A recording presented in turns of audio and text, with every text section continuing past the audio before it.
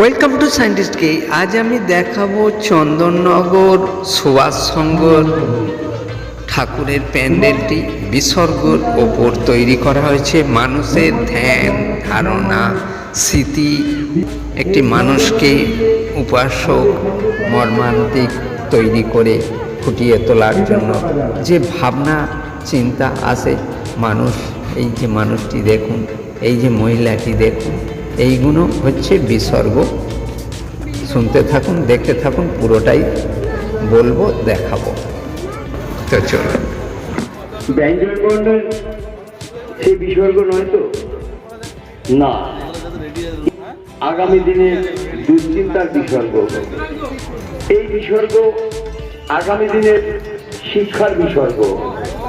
এই বিসর্গ নতুন প্রজন্মকে শিক্ষিত হওয়ার বিসর্গ।